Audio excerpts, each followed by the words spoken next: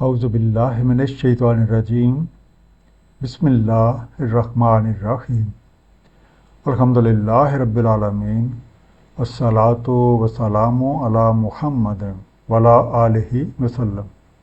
انشاءاللہ آج ہم سورہ حج کے چوتھے رکوع کا مطالعہ کریں گے۔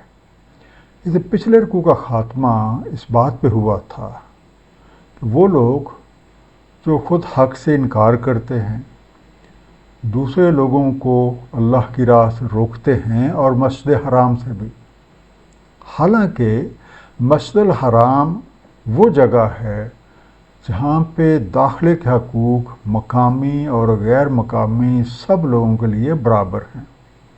اس لیے کسی کو بھی حق حاصل نہیں کہ مسجد الحرام میں داخلے سے کسی کو روکے۔ اس لیے جو کوئی بھی ظلم اور الحاظ سے ان احکامات کی خلاف ورزی کرے گا تو اسے کسی نہ کسی المناک عذاب سے دوچار ہونا پڑے گا۔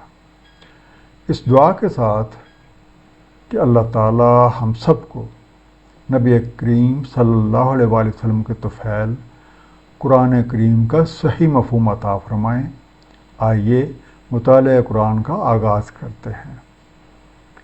سورہ حج رکوع نمبر 4، جو کہ آیات 26 سے 33 تک ہے۔ بسم اللہ الرحمن الرحیم۔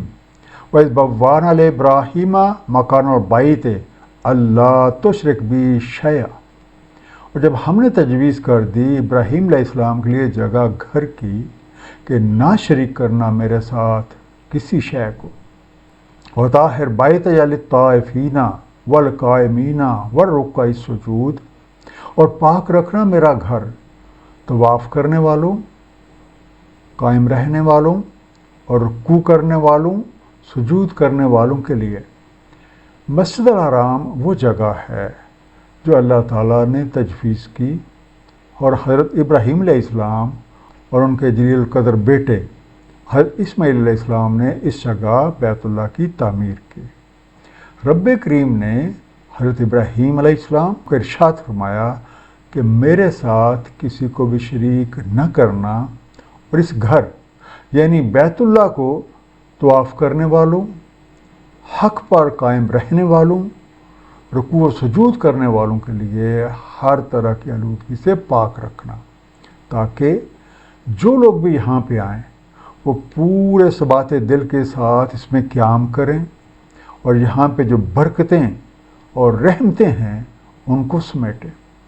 سورہ آل عمران آیت نمبر 96 میں ارشاد ہے، بے شک بیت اول جو وضع ہوا لوگوں کے لیے وہی ہے جو مکہ میں ہے، مبارک اور ہدایت مومنین کے لیے۔ وَأَذِّن فِي النَّاسِ بِالْحَجِّ، اور اعلان کر دے لوگوں میں حج کے لیے۔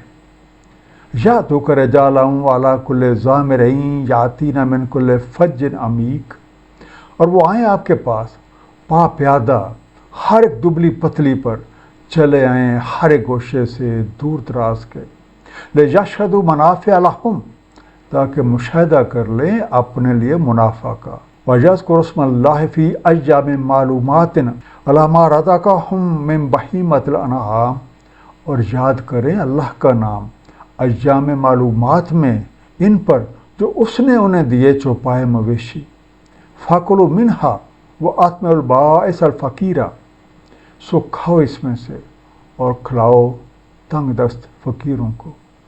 انڈرلائن لفظ ہے ضامرن، صاد میم را سے بنا، دبلی پتلی، چھریری، لین، تھن ماؤنٹ۔ یہ دبلا پن طویل سفر، تھکاوٹ اور بھوک کی وجہ سے بھی ہو سکتا ہے۔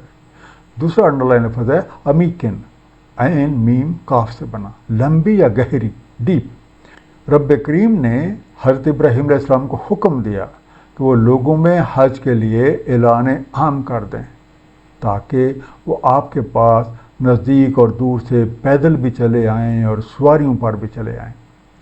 آیت نمبر 27 میں لفظ ضامر اور عمیق کا استعمال ایک تھکا دینے والے سفر اور عظیم فاصلے کا اظہار ہے۔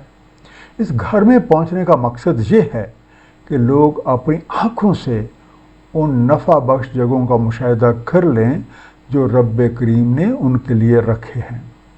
سورہ آل عمران آیت نمبر 97 میں ارشاد ہے، اس میں روشن نشانیاں مقام ابراہیم ہے، اور جو کوئی اس میں داخل ہو جائے امان میں ہے۔ اللہ تعالیٰ کے لیے لوگوں پر حج ہے اس گھر کا، جو کوئی بھی استطاعت رکھے اس کی طرف رسائی کی، اور جو کفر کرے تو بے شک اللہ تعالیٰ غنی ہے ظالمین سے۔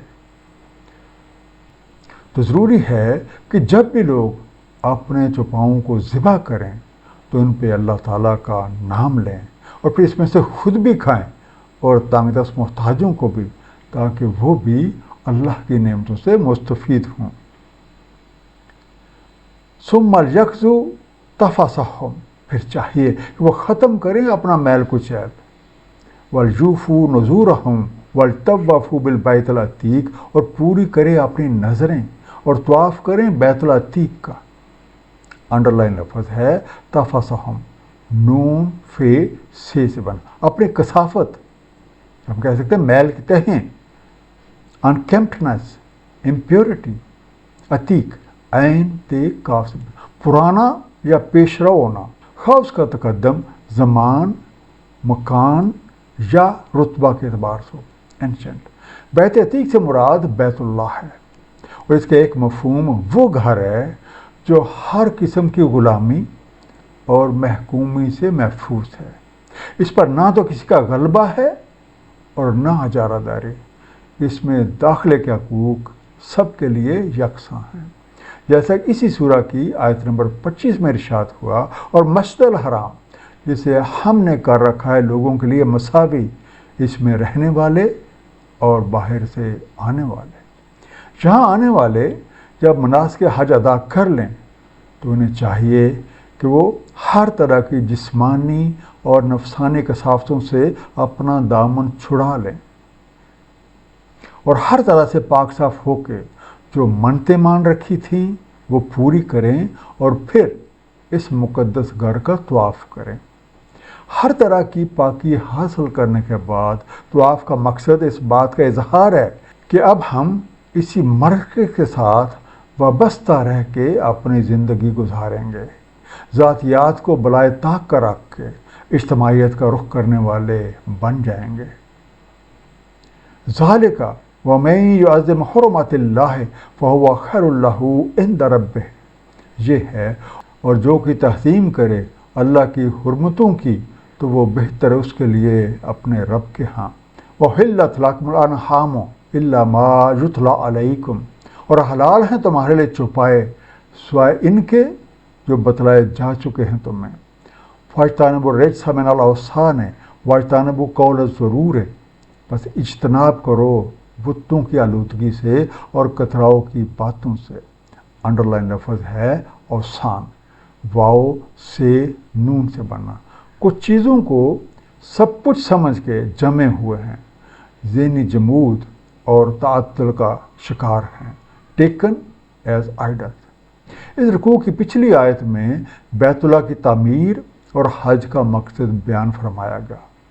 یہاں آنے والوں کے لیے لازم ہے کہ وہ اللہ تعالیٰ کی قائم کی ہوئی حدوں کا ادب کریں، کیونکہ یہی چیز ان کے لیے بہتر ہے۔ کسی اللہ والے نے کیا خوب کہا ہے، با ادب با نصیب، بے ادب بے نصیب۔ اللہ تعالیٰ کا فرمان ہے کہ تمہارے لیے تمام چوپائے حلال ہیں سوائے ان کے جو تمہیں اس سے پہلے بتائے جا چکے ہیں۔